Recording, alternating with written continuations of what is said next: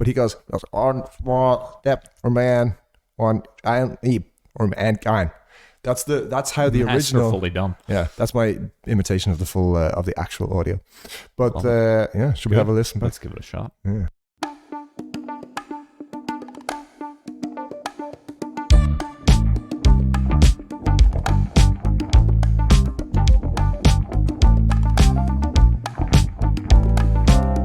Listeners, welcome back to the tunes of Dr. Delight. With enough said there, I'm Nicola Volpi. This is the Lost in Postulation podcast, and I am joined today, as usual, by somebody who hotel chains around the world are after, and if they could sue, they would.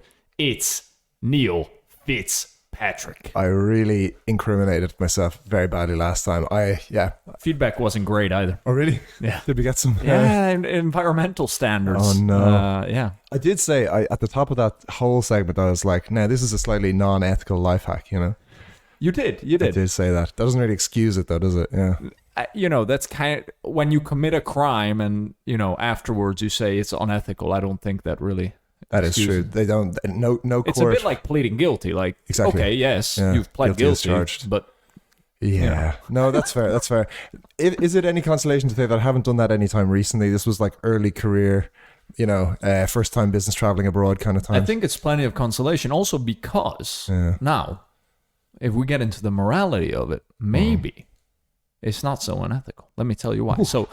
Listeners, they've not only reached out and said, running the shower hot for an hour in a hotel to get your shirt steam might not be the best thing for the environment, granted. But many of them have also said, oh, I'm definitely guilty of having done that a few times. Yes. So now it comes back to our discussion about steamers versus irons.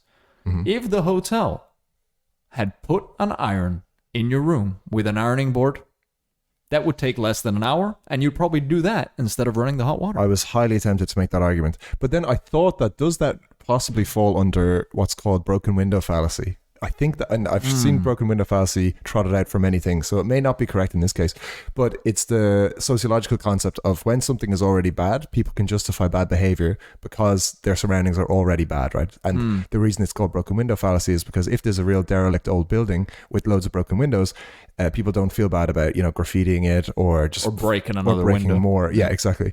And in this scenario, it's probably not totally okay for me to say like, well, if they gave me an iron, I wouldn't have committed so many crimes, right. It's like right. I'm putting responsibility for the misdeed on somebody else when actually it's fully on myself. And it's not as if they don't have an ironing board. It's just that I have to go down to reception and ask for it, So in some, because now they offer you the steamer instead of the iron. Don't love that either. Exactly. Yeah. So I like whichever listeners have both confessed. So we're going down together as a RICO predicate, which is great. And I like the sympathy here for my actions based upon lack of availability of an iron. However, I think I'm willing to say that I'm going to try and avoid doing that wherever possible. However, where necessary, I will probably still do it, to be clear. That sounds like a Cousin Greg type of cryptic explanation. Yeah, it's me and before the Senate. If it is to be said, so it be. So it is. If it so pleases. If it please the court. Well, there you go. If there's probably some listeners who don't know what the hell we're talking about, any who didn't listen to last episode. So, hey, if you're intrigued, why not head back to the start of last week's episode where you'll hear all about what we just talked about. Exactly. We can't do your work for you. While you're there, listeners, you're listening to us right now in your podcast app. Pop in, give us a rating, a review. Really helps to grow the podcast. It sure does. We love those. And we love your feedback, postulations, and otherwise. So please do continue with those. You can reach us at impostulation on twitter.com. That is where you'll find us. And you can email us at lostimpostulation@gmail.com. Not anything else like I threw out carelessly last week. Exactly. And one at, right? So it's not at lostimpostulation@gmail.com. That's true. It's just lostimpostulation @gmail.com. Not to be confused with @impostulation on Twitter specifically. Right, exactly. All cleared up. Exactly. Yeah. Clear as mud. Just to confuse you even further. Listeners, just send in all your postulations. Please. Somewhere there is also Neil Fitzpatrick's private Twitter where he loves to receive feedback. If you can find it, then you're by all means. Then you're golden. Let me know where it is if you find it, because I don't know. So Neil, I wanted to start things off with our mundane postulation as usual. I wanted to inquire about something with you. Mm-hmm. How many times on a Friday night or a Saturday night after dinner, you're sitting on the couch with Yura, you're eager to watch a film together. It's still a bit early in the evening, so there's a good chance you'll get through the whole 2-hour film. And you start searching. You start searching through Netflix, maybe HBO, here, there, all the streamings. You say, oh, this one could be okay. Let's still look a little more. And an hour and a half later, you haven't watched anything, and you're going to bed without having seen a movie. Sound familiar? Sounds sadly all too familiar, actually. It's horrible, isn't it? The Netflix death loop of selection, I'm going to dub it. Exactly. I think there's like what is it? The problem of choice, or like the downside of choice, I suppose. And Netflix even tried to address this recently. I don't know if you saw that, but there is a function on Netflix, at least on our TV, there's a function, which is like, you choose Netflix. You just show me something. Yeah, it's like a shuffle on Spotify or something. Look, you did, basically. Now, the only thing I don't like about it is that it picks single episodes from series and it just drops you in the middle of like Parks and Rec season 3 or something, you know. So it has no problem doing that, and it doesn't see anything wrong with that. Now, I know Parks and Rec and shows like it are like Brooklyn Nine-Nine or whatever. Sitcoms, Community. yeah, it's like, doesn't really matter. But I would hate to be thrown into something in the middle of season 3 and be like, oh, this is good actually. And then have to go back to season 1 and like work my way up again, you know. Yeah. So good, but then it doesn't really do it for movies, I don't think. No, it doesn't do it for movies. Yeah. And that function, it could be good if Netflix's recommendation algorithm was half decent, which it's not. I don't think it's improved since 2013, 2014. Yeah. At one point, I actually went through, I rated like everything I watched for a couple of years. Still horrible recommendations, which actually have gotten worse because they're so trigger happy on pushing their own content. Which is terrible. Pretty broadly speaking. It's all volume. Yeah. I've also found myself getting a bit insulted by Netflix recently because sometimes they put up stuff that I actually do want to watch or have an interest in, and they go, nah, you're not going to like that. And I'm like, hey, I would like it though. And they're like, nah, 40% match. It's not for you, buddy. And it's like, it's something like a real interesting, you know, historical documentary or something, you know. I'm like, oh, cool, let's have a look. And it specifically is like, nah, you're more into stupid stuff. You know, don't worry about this. So I find that quite insulting, actually. Yeah. Yeah, I bet you do. And it is. But yeah, it's really, it led me to thinking the other day that sometimes, now I'm a cord cutter, you're a cord cutter, most people listening to this are probably cord cutters, streaming subscriptions left and right, rotating them, free trials, whatever. But I kind of started to miss just turning on the TV, flipping channels, and landing on, oh yeah, this part in the movie's good coming up, I'm going to stick into it.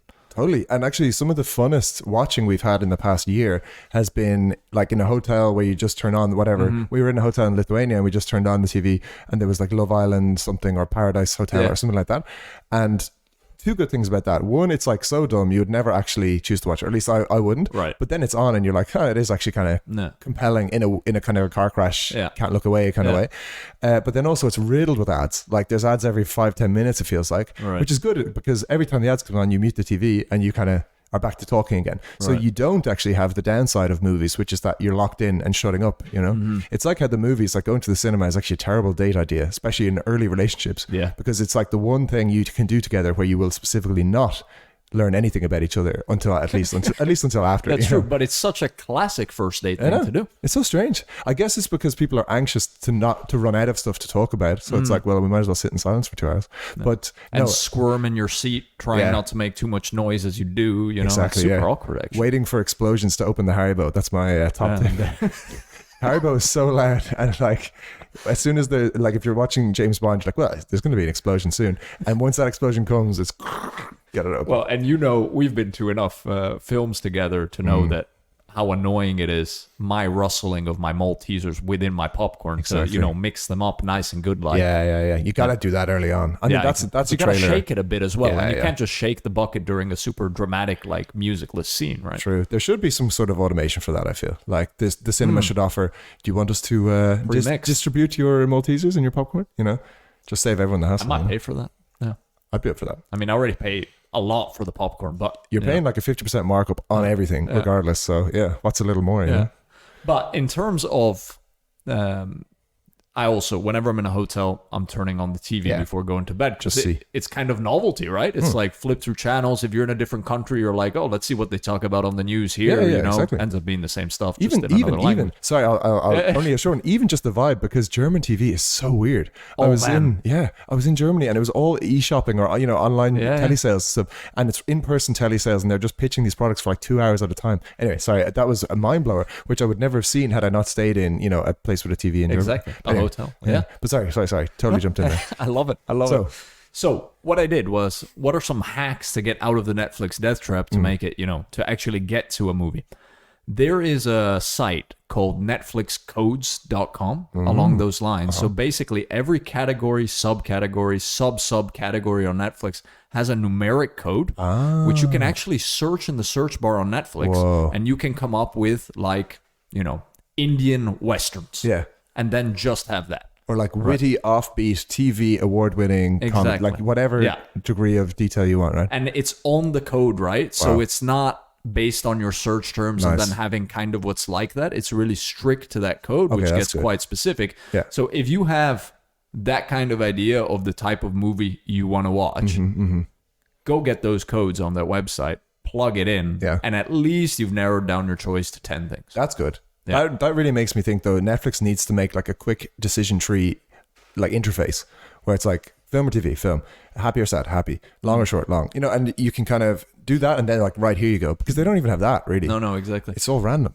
There's been, I'm not going to take credit for this, I read about this, people recommending this to Netflix, a Tinder-like app for couples. Yeah. So for you and your girlfriend, me and my wife, for example, that while you're at work during the day on that Friday, so you come ready, you're both swiping throughout the day on movies. Interesting. Until you get the match, and then that's what you watch. I like it 99% of the way. And the only issue I find is that I find there's a big difference if you ask someone what they want to watch at 12 p.m., like at lunchtime, and then when they actually get home and they're tired and they've had long day, and then their whole opinion might have changed. Like, actually, I know I said I wanted to watch the extended cut of Lord of the Rings: Return of the King, but now I'm really just more into Dumbo on Disney Plus, or just something completely less effort. So I guess maybe you would have it. It doesn't stop once there's a match.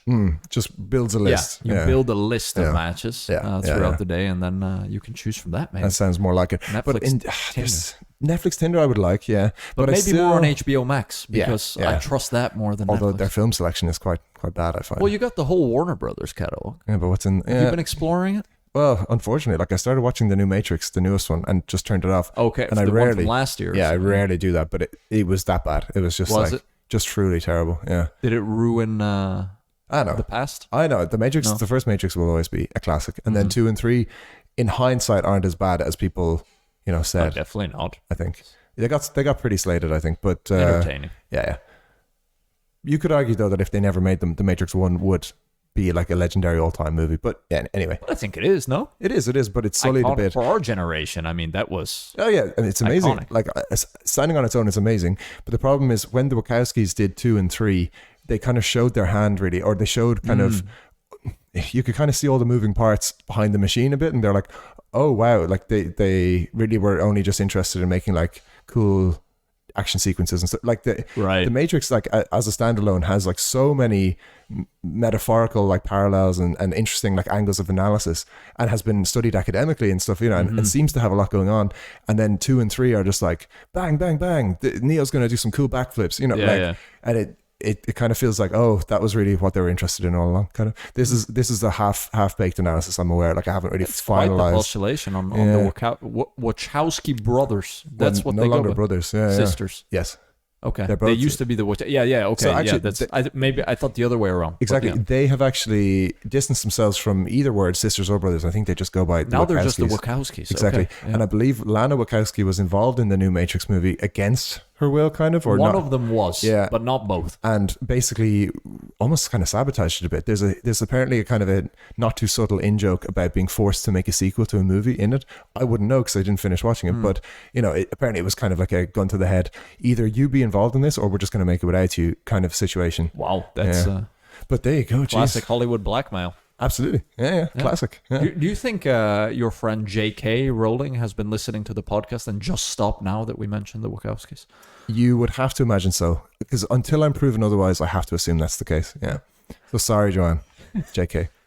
Because it's Joanne what? K. Joanne kidding Rowling? Yeah, just kidding, Rowling. I think her middle name could be Catherine, but I don't want to. Catherine with a K. Joanne Catherine, perhaps. And Kira, you know what? Maybe Kira. Could well be, and it's a quick Google away, and yet here we are And yet postulating. here we are, as if we didn't have internet at our fingertips. Literally. But actually, on that note, I didn't know about that rabbit hole of J.K. Rowling and her crusades against trans community and everything 100%. until you told me about it. And totally. it was really It's quite shocking. disappointing. It is, although what's also interesting is it has led me down an interesting rabbit hole. There's a podcast called The Witch Trial of J.K. Rowling, which is hosted by a former Westboro Baptist Church family member. Okay. So one of the WBC ladies who left, who was formerly a part of that troop of God hates, everything, massively homophobic and etc. And she left the church and has since kind of reformed and is now on a crusade against the Baptist church and others, right? Okay. So she hosts this podcast and she brought J.K. Rowling on actually to discuss it really in a very mature, open way, basically trying to kind of basically examine her logic and overturn maybe some of her logic. But Joanne does hold her own in such a way that I'm like, I totally disagree, but I at least kind of see where she's coming from now, having heard it. I'm not saying she's right. In fact, I think she's wrong, but I kind of get it at least. But yeah, it's true. There's basically a lot to discuss there and unpack, I think. But yeah. Yeah. It's interesting how sometimes celebrities take totally random crusades on certain topics out of left field and kind of might tarnish or for others elevate their legacy in the process. True. And I think in general, let's not ever expect celebrities to know anything about anything other than like acting or writing a book or whatever it is that they actually are famous for. Same with sports stars. Like big time. When, for example, Djokovic turned out to be a maniac with COVID and like I was like massively disappointing, but I wasn't really a big fan of him anyway. But I was like, also no surprise because he's a bloody tennis star. Like he's not a scientist. He's not like a immunologist or anything like that. View, but you shouldn't give that view any more weight than the guy at the checkout at the supermarket. Exactly. I mean, and actually, who worded this really well when the pandemic first broke out, and they were in the in between, should we stop sports and everything, for a couple weeks before they ended up doing it. Klopp, Jürgen Klopp, Liverpool's manager, was in a press conference, and they keep asking him about it and everything, and he's like, "Why are you asking for my opinion on this? I don't know anything about it. Go ask some doctors. I'm just doing my job. And stop creating this culture," he was telling to the people in the press conference room, the journalists, this culture where the opinion of a celebrity matters on something that's actually super important and requires very in-depth scientific knowledge. Exactly. And yet here we are. I mean, we're at the drop of a hat. We'll be like, person said X, so we should all, exactly. We for some reason really buy their opinion on everything and then are shocked and appalled when it turns out they're anti-vax or they're, completely stupid about a particular topic. But so of J.K. Rowling, Novak Djokovic, and Jürgen Klopp, since we've mentioned these three, and the Wachowskis, okay? Wow, both of them? Going all in. All right. Yeah. Who of those do you think is likeliest to adopt your approach of steaming your shirt for 1 hour with the hotel shower? I would say Novak probably does that every single time. Does he wear button shirts to go play tennis? I'm saying like say he travels for work and he gets invited to speak at some conference or whatever. Some endorsement deal. As I say, like anyone who has any sort of actual money is getting their shirts like obviously delivered to them the morning of and it's fully immaculately pressed, right? So I don't know. I think that your question precludes a level of poverty that these people will never experience. Some people are very particular about certain things, though. Maybe not necessarily with ironing, but with making their own breakfast every morning, even though they have a private chef or whatever. Love that. Yeah. Always a fan when I hear a celebrity who's actually down to earth. We never know if it's true or just myth building, right? Or PR on their own publicists put that out. Like the classic every CEO that wakes up at 3 a.m. to get a 3-hour workout in before taking the first meeting. Like, exactly. And also every day, really? Yeah. There's also I heard a podcast of a guy who I won't name and shame, but he's like one of these inspirational book writer speakers, and he says on this podcast that he wakes up and does 2 hours of meditation every day. So an hour when he wakes up of meditation, and then another hour in the evening. And he's like, oh, I could never stop. I mean, it's so important to me. But I'm just like, no, sorry. Like, there's no way. There's just no way. Every day, 2 hours. That's and like intense. sitting in silence for an hour and then another hour in the evening.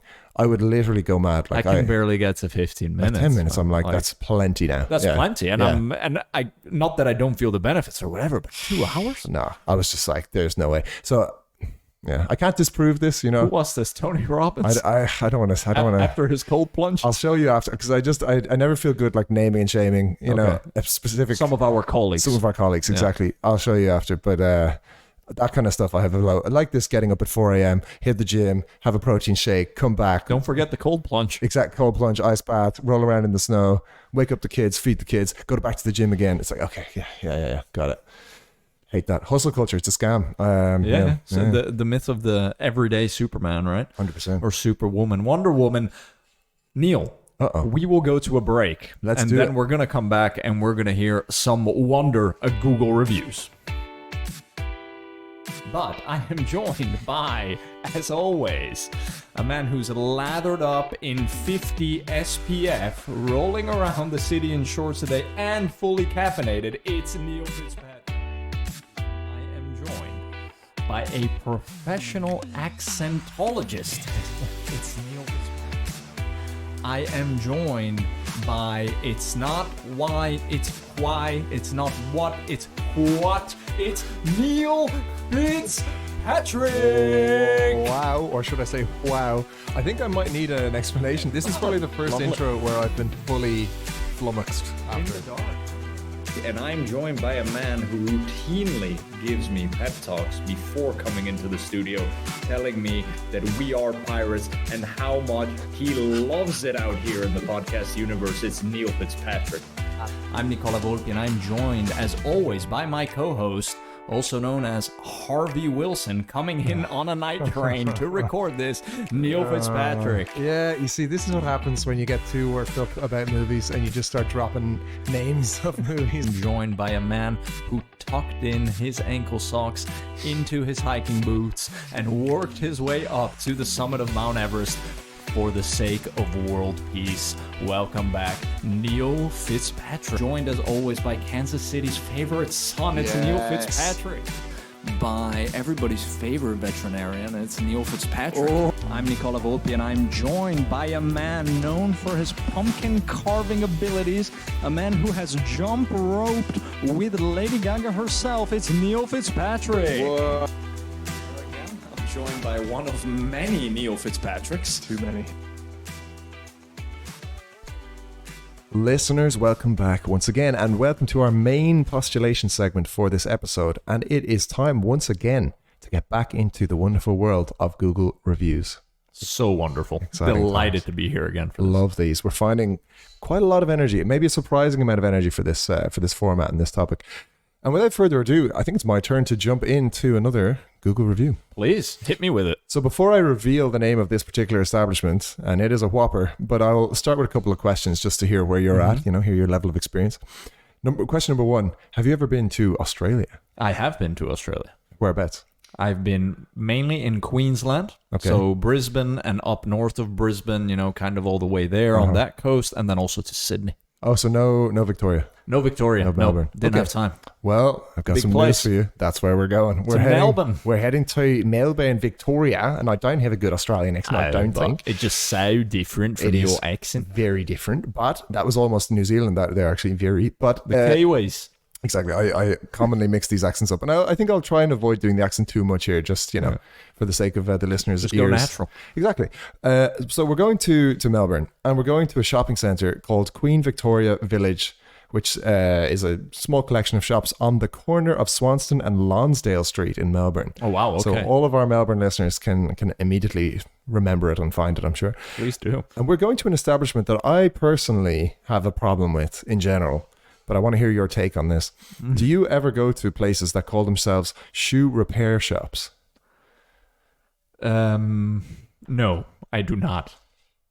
I do not go to shoe repair shops. Exactly. Because I'm a bit the same. And the reason is because I believe that shoe repair shops are a little bit too ambitious for their own good. Because in general, what they offer is shoe repair. but they also generally offer key cutting, and they offer watch repair, and they offer knife sharpening. Yeah. And that's the case with this one that I'm about to mention. And I think that's a foolhardy approach. That is a jack of all trades, master of none approach, and I don't like it. Well, it's the trades that I guess nobody else wanted to specialize in. You put the 4 together, right? It's like the and all others category, you know? But these things don't have like an ability overlap. Like you don't see like Rolex, you know, being like, here are our watches and here is our shoe repair department. It's like, you know, and our key copier. Exactly. They're like, pick a lane, you know, and they stick to it. So I disagree fundamentally with the concept here, which is like, hey, if you need these 4 specific things done, I'm your guy, you know, like just well, any of these 4 specific. Yeah, but it's like, you know, 3-in-1 shampoo where it's like, right. Surely if you're is both, it really? Well, it's like if you're both a body wash and a shampoo and a face cleanser, you're probably not the best at any of those 3 things, because you're just the Venn diagram is like there's too much. You're just soap. Yeah, exactly. Yeah. And then it's like, well, then I don't trust you, you know? Yeah. And it's a bit the same with these. Come to think of it, I had very bad advice about repairing a pair of shoes from a locksmith. So there you go. Yeah, exactly. And again, I have nothing against locksmiths whose sole job is being a locksmith, because I'm like, wow, you must be pretty good at it, you know? You can make a living off it, you know? These places I have a problem with. So that's the level of superstition or suspicion, I suppose, that I had approaching this industry in general. Some preconceived notions. I did, and it was kind of confirmed a bit by my reviews of Mr. Minute in Queen Victoria Village, Melbourne. Now, Mr. Minute spelled Minit, a little bit, Thanks for clarifying. Yeah, just to be clear, is apparently a chain, but this particular outlet of Mr. Minute, the one in Melbourne, has some pretty problematic reviews. Okay. So I think it's within a shopping center. That's like a shopping mall, right? Okay. Yeah, exactly. So I think what's happened here, fully putting my cards on the table here, I think this particular Mr. Minute has a rogue locksmith / shoe repairman / knife sharpener, because across the reviews, and he has many 1-star reviews, each of those tasks has been reviewed at 1 star. So like he has managed to garner a 1 star for all of the above activities that I just mentioned, not just one, which also leads me to believe that 1, this guy's a little bit arrogant in his own abilities, and 2, not qualified to do any of them actually. But consistent. At least he's consistent. Yeah. So I'll start with a short one from a guy called Michael Jordan. It's a 1 star. Not that Michael Jordan. Although I can't. Well, there's 2 of them. Well, yeah, but I can't confirm either, actually. It's neither Michael B nor Michael Jordan. Chicago Bulls. Yeah. However, what Michael Jordan, who has 13 reviews, says is, not being harsh here, but no matter what, switch to caps lock, do not cut your keys there. They have no idea how to cut it at all. If I could give 0 star, I would. And this is a very common phrase I've noticed in the Google review world. To the owner, it's your business. You should be involved or be responsible when hiring staff. And the reason Michael Jordan says that, and I think it's a very fair point, is because Mr. Minute replies to every single review. Every single one. Customer service. But they pass the book every single time. So in each review, they're like, oh my God, I'm devastated to hear that. I'll have to talk to the owner of that, crafty fella. Exactly. So I don't know if it's him or if it is actually head office doing this, but in every single time, he's like, we hold our team to a high regard, and I'm very sorry to hear that. So Stella from customer care, as she signs it off, is passing the book every single time, not taking ownership. And that I think the reviewers have a problem with too. So key cutting, it's a no.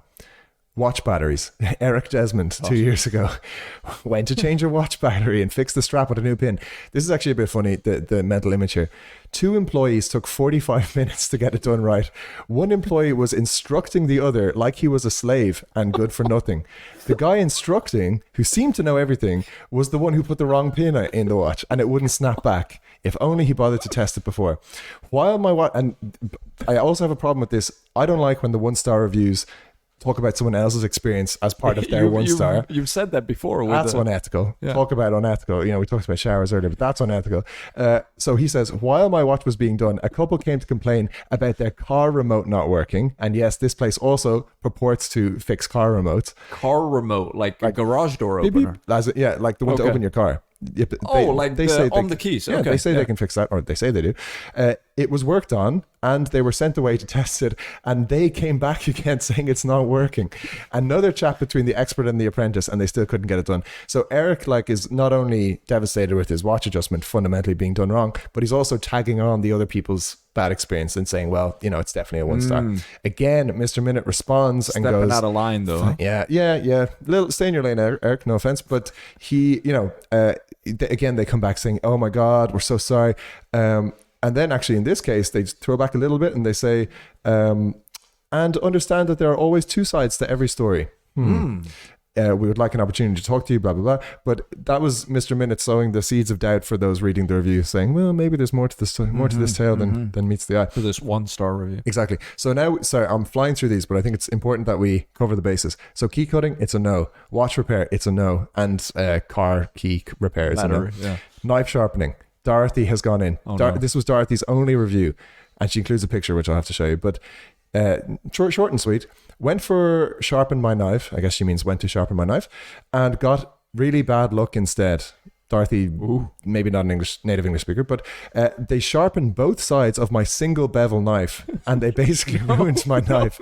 Now, I'm not a professional knife sharpener, but I'm pretty sure that's a no-no in the knife sharpening They sharpened world. the handle of the knife as No, well? as in the blade would have had one sharp side, and they were like, yeah, sharpen this, no problem. Sharpen both sides. So it eroded whatever the other side was, which was probably just dull, and turned that into a knife as well. Which makes it not a knife anymore. Indeed. So what Dorothy rightly says is, don't say that you guys specialize in knife sharpening when you guys make that rookie mistake.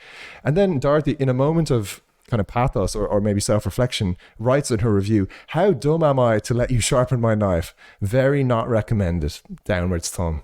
Okay. So I almost feel worse for Dorothy here because she's clearly having some self-doubt. She's asking, there's some self-awareness. How dumb am I for doing it? And it's a fair question, I suppose.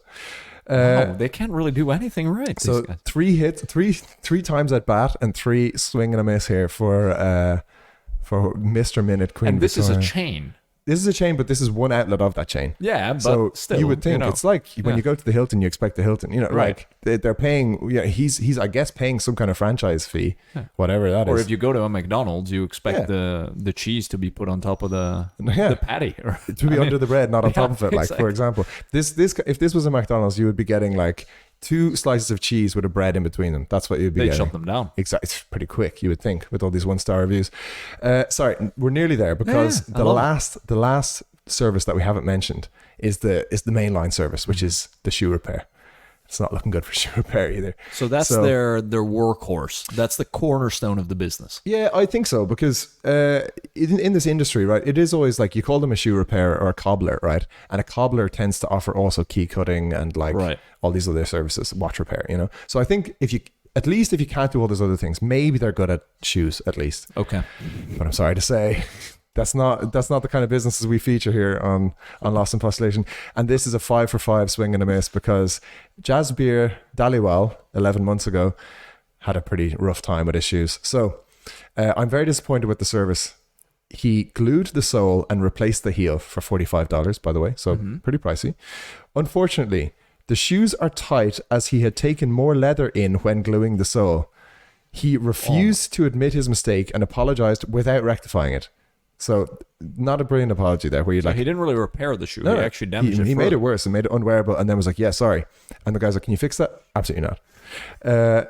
When I suggested a shoe stretcher, so Jasbir even is a solution-oriented guy and has a solution in mind. Got all the gadgets. A shoe stretcher, which, by the way, I've never actually heard of what that... I can't even picture that. Exactly. I would love to know what that looks like, actually. So when I suggested a shoe stretcher, he admitted to not having a boot stretcher, but could try on a normal stretcher, but was sure that it would not work, and still asked for $20. So he's basically saying, I can maybe fix it for $20, but it definitely won't work. Anyway. Okay. So Jasbir sums it up here by saying it's not about the money, right? So maybe Jasbir is a wealthy guy. He's not too worried. Philosophical as well. But rather the lack of professionalism that was shown. I would not recommend this shop to anyone. I had come to this shop years ago for another boot repair and the same thing happened. But the person in charge was honest enough to admit his mistake and rectified it by using the shoe stretcher. So sorry again a bit on Jasbir here that like his only other experience with this place was negative. Yeah. With one specific problem that they weren't able to solve, and now he has come back and experienced the exact same problem again. Now, I have a little bit of sympathy, but not much for jazz beer here. The definition of insanity is doing the same thing over and over again and expecting different results. Yeah. So, fool me once, as the great George W. Bush said. As he did. Fool me once, shame on you. Fool me twice. Well, fool me once, you're not going to fool me again. As the great George W. That's as direct a quote as I can remember from his famous... There was something also of the fool me once, shame on me, fool me twice. Shame on you. Yeah, no, he took the longest circuitous route to get there. So, and then Jazz Beer, preempting perhaps my criticism, says, the only reason I returned to this shop, despite being offered a much lower price elsewhere, was because the last time it went wrong, they were a bit more, understanding and more professionalism. So, unfortunately, Jazz Beer has sworn off Mr. Minute forever. Mr. Minute. I mean, I'm always fascinated by these. It actually takes me back to when we went to Charleston, South Carolina, to the $2.99 cleaner, where you're clearly offering a service, in this case 4, but there is not any evidence of actual capabilities to be able to fulfill these services, which leads me always to, is this a front for something? And if so, what could that be? I guess money laundering is where your mind goes first and foremost, especially with these services where there's no evidence, right? Where it's like shoe repair, it's like, we show, like if the auditor comes in, it's like, show me the shoes you repaired. Well, they're gone, like show me the glue you use. It's there. The receipts are here, fair enough. But this is part of a chain. That's the only thing. Like Mr. Minute has an Australian website and it's like find stores, so they have, so that's the only thing that makes me think, okay, maybe this is actually legit. Right. I think what's likely in this case is, they have a franchise basically where, like we said earlier, anyone can be a Mr. Minute if they pay a certain fee, and they're just extremely lax in who they let do it. Yeah. And but is it something that you'd gain something from being a franchisee of an unheard of brand? I think. Or is it a legitimate, brand with credibility? That's one for the Australian listeners. I wonder, can any Australian listener confirm that Mr. Minute is a thing that they would know? Say unprompted recall. If Mr. Minute. If they hear Mr. Minute, do they go, oh yeah, the shoe repair? Oh yeah, the shoe repairs. Yeah. I know them, mate. Yeah, they're good. If that's the case, then I will, I will change my tune, right? But and by the way, this was scratching the surface. For each of those, I could find like 5 more. Basically, it is dire. So, if nothing else, I would like to confirm for the listener in Melbourne not to go to Mr. Minute. And the issue is, you can't even bring in a management consultant to look at this and say, hey, you know what? You're really good at the shoe repair part. Yeah. Give up the rest. Go full niche. You'll be much more successful. You'll be able to charge higher prices, whatever. You can't even do that because they're incapable, it sounds like. Yeah. This is what in the business is probably referred to as a shut this down immediately kind of business and cut your losses, move on, go get another job. But I mean, you have children's lemonade stands that are much more successful in this. Their SWOT analysis would paint a rosier picture of the potential growth. Yeah, 100%. Absolutely. Unreal. So next time we're in Melbourne, Victoria, Australia. I mean, next time I'm in Queen Victoria Shopping Centre, I will probably swing by Mr. Minute and just see how if business is booming or what, And to the listeners in Australia, in Victoria, I mean, we don't expect you to make the trip all the way down from Queensland or whatever. Well, if you have time, I mean. But if it's a national chain, wherever you are in Australia, give us a shout. But I wouldn't be surprised if the other Mr. Minutes are good. It's just this one in particular is a rogue Mr. Minute, A rogue Mr. Minute. Yeah. What if he doesn't even have permission to be using that brand? Well, that would be shocking. That would be disgusting. Because Stella from customer service. That would be disgusting. Yeah. Outrageous. No, because Stella from customer service is replying to all these reviews, So I'm sure Stella probably actually knows exactly what's going on. And she's like, oh, he's done it again. The app. She's probably talking to her gang, like in head office, being like, guess who just got another 1-star review? Okay, so you think Stella she's in head office. Is in corporate here. For sure. Okay. She's in Sydney, I guess, where Mr. Minute have their Minute Towers. That's where their global headquarters is at. Yeah. Wow, okay, Mr. Minute. I mean, but it is fascinating. There must be something there about why these guys are quote-unquote jacks of all trades, because wherever you go, the guy that makes the copy of your key does also offer shoe repair. It's a fact. There's loads of them here. There's like I walked by a few today probably. It's very, very strange. Although I've had actually mainly positive experiences with them. I've had like some keys cut before where it's like, is there historic reasons from when people were blacksmiths? Maybe actually, potentially, yeah. I think shoes used to be more involving nails. Like there was definitely. Like boots had like proper hardware to them. The sole was nailed in, right? Exactly. Still on some really nice dress shoes. Exactly, and it's a bit like how barbers used to be surgeons as well. Like there is a divergence. Yeah. Like barbers used to be head and neck surgeons, like, or they would do medicine also used to be not very advanced at all. Exactly. Right? This is the thing. So if you had a toothache, you'd go to your barber and he'd yank that thing straight out. You know, just because they had the tool. Exactly. Well, they have the chair, and it's like once you're in that chair, they'll do whatever you want. Like tilt back. Yeah. They will like it's mostly like any head or teeth or dentistry kind of surgery. Wow. But yeah, barbers used to be jacks of all trades, just like this. You know. Yeah. And then I guess the point was, it turned out they were better at cutting hair than anything else, and then they stuck to that. Wow. Yeah. That's fascinating. There you go. Maybe we'll do a deep dive of barbering. I think we've already started it last episode, yeah, right? true. With Jeff and the That's guys down in Tribeca. Two episodes in a row. Yeah. So much comes back to barbers. Always. It all comes back to barbers. Yeah. Well, there you go. Yeah. Well, Neil, I'll tell you what doesn't come back to barbers, but takes us to Birmingham. Oh, The nice. second largest city in the UK. The second city. Often overlooked. Very often overlooked. Yeah, I can Almost tell you. always. Are you a big fan of Birmingham? Literally never been there in my life. Me neither, but conceptually. Oh, conceptually a huge fan. Yeah. Yeah. I know. I think I flew out of their airport once coming back. there you go. Yeah. So there you go. There's my whole experience of Birmingham. You land on the Birmingham side of the Birmingham-London rivalry. Yeah. My take on London. I'm not a huge London fan. Yeah. I know. That's why I asked. Exactly. So we're going to your beloved UK. Let's do it. And more specifically, we're going a bit north of Birmingham in West Bromwich. Nice. This region called Black Country, right? Oh, Where you yeah. have Wolverhampton and West Bromwich. The Black Country. Very close to the stadium of West Bromwich Albion. So big shout out to our guys down there in the championship. Love that. All the best for next season. Fingers crossed they make it back. Yeah. Yeah, exactly. Back again. Yeah. So the Worley Superstore. Worley. Worley. How do you spell war that? as in war that you fight. Okay. L-E-Y. Worley. Yeah, Superstore. Worley. Okay. Now cool. try it in a Birmingham accent. What's is the Birmingham? Is that like North England, like Worley? It's a bit in between Manchester. Is it more south, like Worley? No, that's too south. Too south. Worley. I reckon it's like that. Worley. Yeah, a bit northwestish, but Not quite a bit Yorkshire, softer. but a bit before. I don't And know. then you're northeast. With Yorkshire, I'm all over the place. I'm all over the map. Well, here. it's a narrow island. If so I could just hear east-west. an example, I would imitate that. But yeah, here we are. As a professional accentologist, you need to be indeed. prompted. Exactly. So it's a local store, right? It's not your Tesco or Sainsbury's, one of your not a chain favorites. store No, specifically. not a chain. It's a local store, but it's quite a big supermarket in a way. So it's one of these rare breeds that have actually kind of survived thanks to the patronage of their neighborhood followings. Sure. Their average rating is a 3.9 on a significant amount of ratings. Ouch. And there seem to be quite a few different issues. So I'm going to hit you with a few of these and let's see where we get. Sure. First review from Faye Cutler, 1 star. We were excited to discover this store on our doorstep as it seemed to have a great range of goods.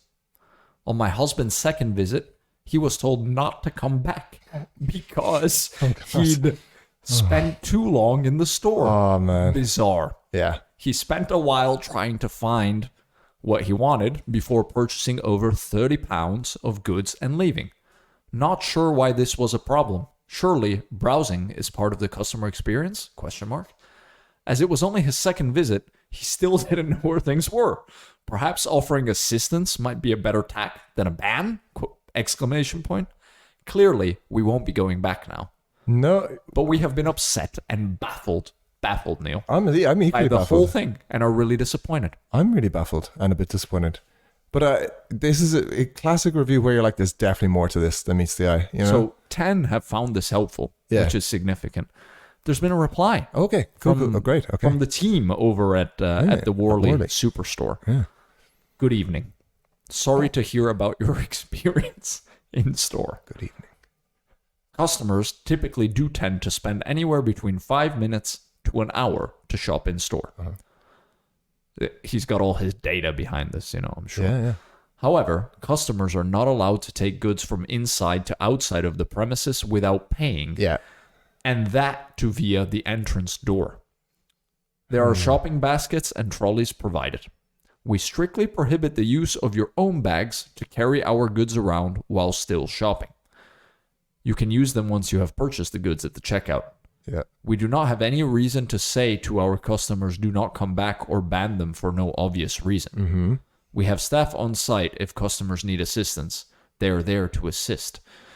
So not really saying whether the ban actually happened or not, but kind of passively indicating that Faye's husband might be a shoplifter.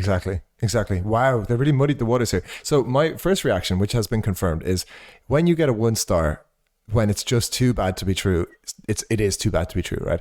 Imagine like my very quick summary of this review is I went in and acted totally normal and they told me to never come back, you know? Like obviously that didn't happen. That's secondhand, right? It's his wife reviewing for him. She wasn't even there. So Chinese whispers as well, right? So say the husband stole a few things, right?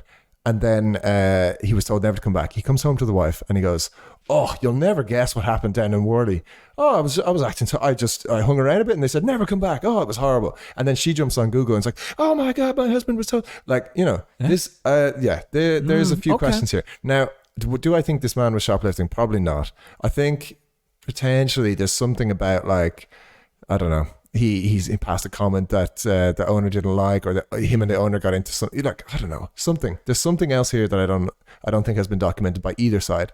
The owner has fired back a kind of a scattershot of statistics and information. You know, like 5 minutes to an hour. So I think his implication was the guy stayed longer than an hour. First of all, right. And I think the guy was a little scattered and like left the store and came back and, you know, blah, blah, like all over the place. So I think probably the owner was a bit suspicious and was like, "Yeah, just get out of here, man." But apparently in the review, the guy spent an hour. He spent a while trying to find what he wanted before purchasing over 30 pounds of goods and leaving. But 30 pounds is not that when much. did the ban come into place if he actually bought stuff? Yeah, exactly. And like, how did that go so smoothly that he was able, after all this hubbub, you know, he was able to buy over 30 pounds. And sorry, over 30 pounds is not a lot. Like for, it's a grocery shop, right? Yeah. So like over 30 is like saying, "Wow, I spent over €2 on a coffee." It's like, well, you did. Like that's what you're going to do. That just happened. Yeah, exactly. Yeah. This has confused me to some extent. You know the way we always try to say where we fall. Yeah, you know, exactly. I'm actually landing a little bit on Worley side As here. you always tend to do. I'm all for big retail. I don't know. No. Not local independent retail. Exactly. Not big retail. Oh, exactly. Local independent. Supporting the local boys. West Bromwich Albion for life. So I hope there's more to this, like more reviews or something. Do we have? Yeah, there's definitely more. I have more. Okay. I think just to land on this one, what I didn't like was the feedback from Worley about how you're not allowed to put items in your own bag while shopping, because I think I got into that habit at the beginning of like Corona and stuff, and I've stayed with it because it's just super efficient. You're right. And the only reason I would like to jump to Worley's defense again is if they're in a rough area where there is a lot of shoplifting. And maybe West Brom is actually, but throwing them under the bus. I'm just saying, if they already have a problem with shoplifting, right, I would also implement that policy, because the last thing I need is people hiding stuff in their shopping bag and then, you know, coming to the till with 2 things and then having an empty shopping bag, you know. Okay. Anyway, that's how I see it. But maybe this next review will aid you back to some sensibility. This is from Nai Hoke, who is a local guide with 154 reviews. Ooh, proper expert. Yeah. Gave 1 star. "You have increased your prices. In this crisis, the only way you just the letter, are helping the community is by limiting purchases. Today, I saw you have hundreds of boxes of garlic, and you are charging extortionate amounts. 2 toilet rolls for £1.49. Let the crisis finish. Don't be surprised if your business goes downhill. Ooh. Thank you, store, for making an official statement that it's due to wholesale prices. Yeah. That's enough information, so I take it you're more than happy for your books to be investigated." What? It doesn't end there. Yeah.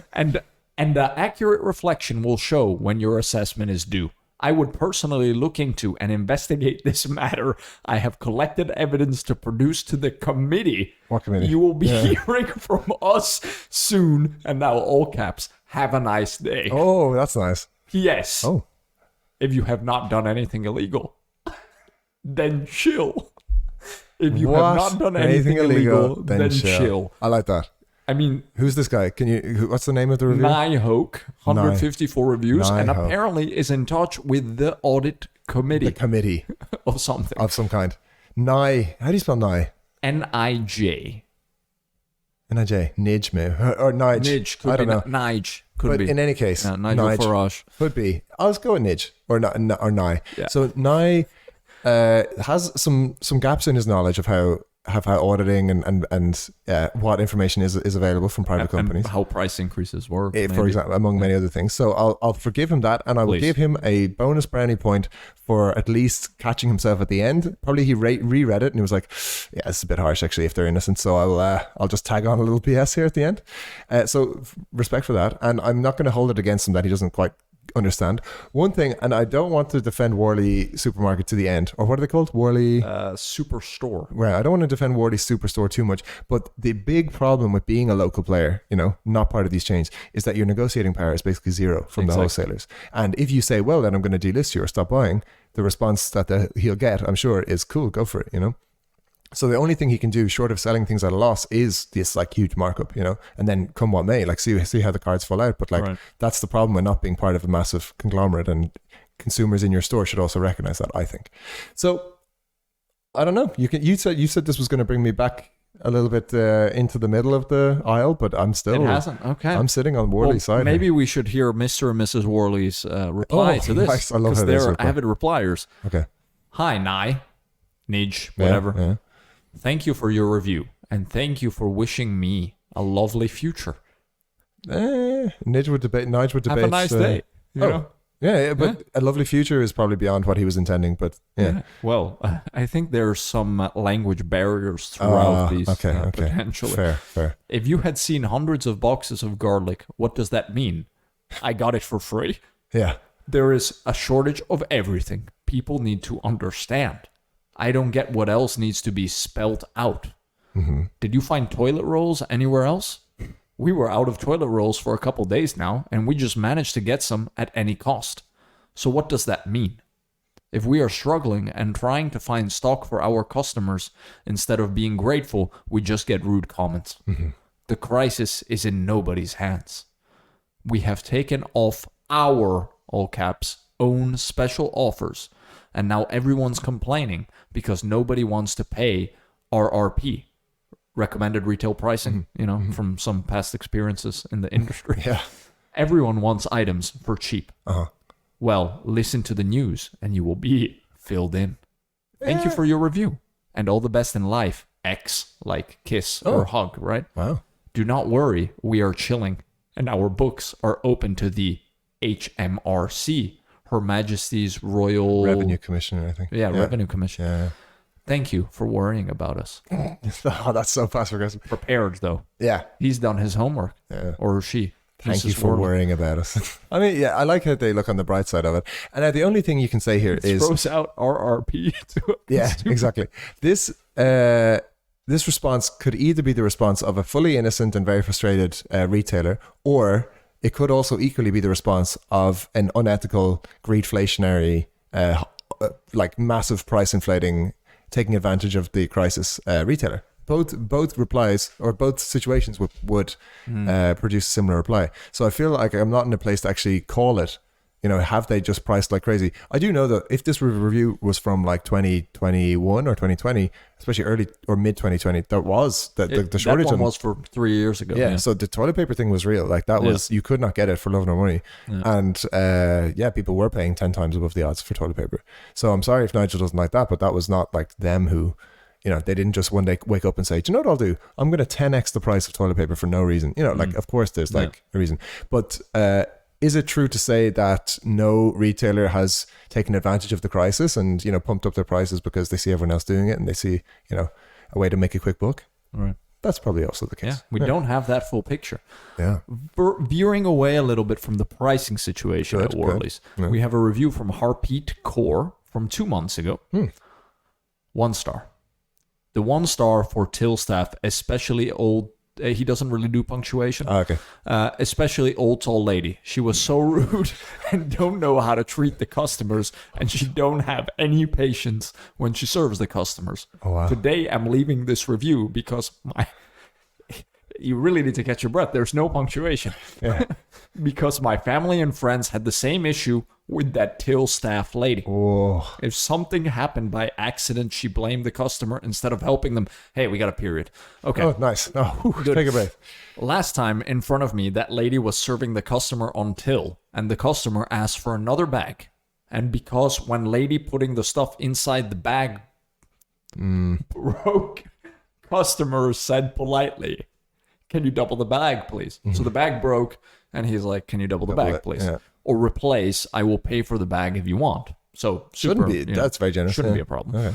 She said, "If you know you have to walk, bring bags from home." She started arguing with them about giving the bag. The rest of the staff in the store, so nice, kind and gentle. But because of this lady behavior, I don't like to go there. Wow. I don't know her name. If I know, we'll definitely write her name. I don't know why she's doing this. Oh man, it goes off the rails. Like these reviews are, but these reviews are such an insight into people's like their ability to structure a thought in a like cohesive manner. And this is a great example of when someone has just kind of lost all hope in humanity towards the end. It's just like, I don't know her name. If I knew her name, I'd write it. She's so bad. I don't like her. It's just like, you just get it all out. It's great. It's therapeutic. Probably he felt better or she felt better. I don't know, after writing this tirade against Old Tall Lady. Maybe this is an opportunity for you to extend an olive branch to the environmentalists which you offended last week. Exactly. Anything you want to say? I'm still formulating a reply. Let's bring your bags from home. Bring your goddamn.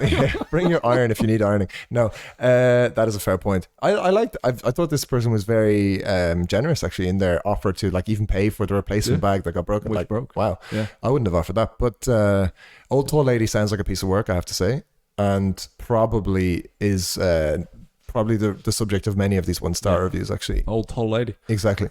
Old Tall Lady. At the till. I want to round things out with this one because we got another reply. Yeah, from exactly. The store. That's what. Yeah. So this is very intriguing. This is a review from Angela Guman. 1 star. Starts with absolutely disgusting ! Whoa. Charging double the price on your eggs and charging more than double on other products. Mm-hmm. We are going through a pandemic.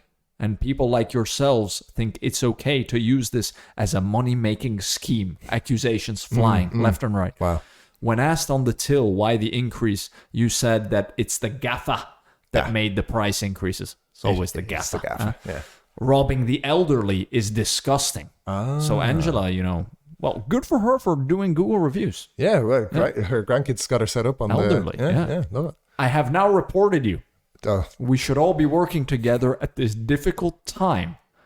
Yet your company chooses to abuse the system. So she's appealing to their, ethics here. 9 found it helpful. And then we have a reply from the Worleys. Yeah. Thank you for your review. Thank you for reporting me. I would take it up with the authorities myself. Rest assured about our prices are perfectly fine. We are not dashing out freebies anymore. Mm-hmm. Thank you for your concern. Next time, ask to speak to the manager. The checkout staff are simply doing their jobs. If you're so concerned about others, I suggest you could help out with the elderly people too, like us. Thank you. How? Well, he doesn't specify. But I was interested to hear more. Well, maybe he moonlights at a nursing home or something. Or maybe he's just saying like we sell stuff to old people, so that's helping. Yeah, at double the price. Yeah.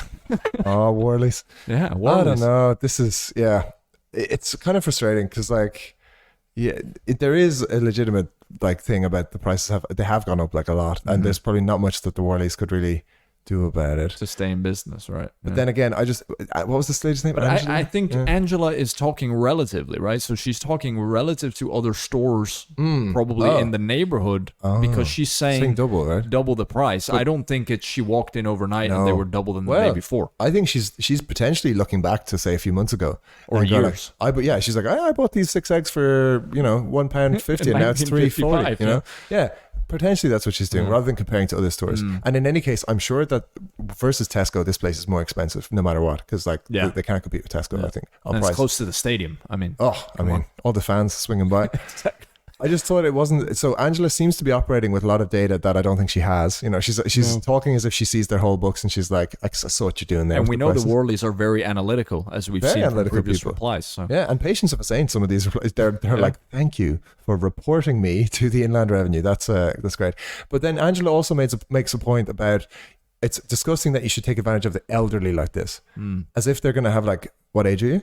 And then it's like, oh, cool, you get a 20% discount for being old. Or freebies, apparently. Yeah, exactly. Apparently, yeah. So, I don't know. I wish I had a stronger feeling of like, this place is evil, you know. But actually, the elderly who have worked their whole lives and are probably on a pension, you know. That sounds like some French vibes coming out. Yeah. Wow. Angela from France. Angelique. You think she likes being in Birmingham? I think it's beyond her to change this now. So she's like, well, here we are. I'm a Brahmi for life. But I think basically my verdict here is it's highly likely this place has done some greedflation along the way, falling on tough times, seeing what they can get away with, and then working backwards from there. Right. And I think they've been called out for it. However, I also think there's a chance that they have kind of just tried to cover costs and they've been slated by the reviews. Well, we'll see what the audit committee says. Well, we sure will. This apparently existing committee that audits private companies if they're charging too much. All over the UK. Well, it must exist, right? I don't know, does it? I mean, like, say you're a store in the middle of nowhere somewhere. Yeah. You know, with nothing within a 30-kilometer radius, and then you're tripling the price on things. Yeah. Surely there's some control on that, no? I mean, not to be like a rampant capitalist, but like surely then that's unless there's barriers to entry, that would be a perfect example of where a competitor could open and massively undercut. And just undercut. You know, even though you say there's nothing for 30 miles, like if there's one, there can be two. You know, that is my feeling. Okay, look at you. Unless there's barriers to entry, as we learned from our economics 101, you know, Michael Porter. Exactly. Then you got a monopoly, and then you've got price inflation or abusing or cartels even potentially. But within the European Commission would say you are abusing a dominant position. So it's not just about being a monopoly, it's about what you do with that monopoly power. That's true. And if within those 30 kilometers you're considered a monopoly, if that's how they define. And there are laws against that. Anything anti-competitive like that, yes, there are laws. Yeah. I would just say that Worley in this case there's nothing stopping, me to open Neil's mega supermarket in Worley as well, and I could hopefully undercut these guys on price if they were, going crazy on the margins. You consider? I'm strongly considering it actually. I think you should. Yeah. I think you should. And then you can also offer shoe repair services on the side. Plus key cutting, plus car remote repairs and all sorts. There you go. I'm up for that. Neil, well, on that note, a wonderful journey. We've been to Victoria, we've been to Birmingham, we've discussed Netflix and ideas to improve the recommendation algorithm, and you are off on holidays. Yes, I am. Bad news for the avid listener who likes getting their episodes once a week, but great news for me. I'm heading off to the other side of the world tomorrow. Funny enough, it's exactly where we mentioned in an earlier episode where we postulated about solving the Chris Rock Will Smith saga. I'm going to Singapore Changi as of tomorrow. So if I run into those lads over there, then maybe I will solve the spat once and for all. Overdue. Otherwise, I'll just have a nice time in Singapore and Bali, but that is the plan. Absolutely. Well, enjoy that. And listeners, we will be back with episodes over the next couple of weeks. We're going to do some mashups and stuff just without Neil. And, won't be the same, but guys got to do what a guy's got to do. It may even be better, but regardless, hope you enjoy. And I'll be back ASAP, of course, to postulate again. But in the meantime, farewell, dear listener. Take care.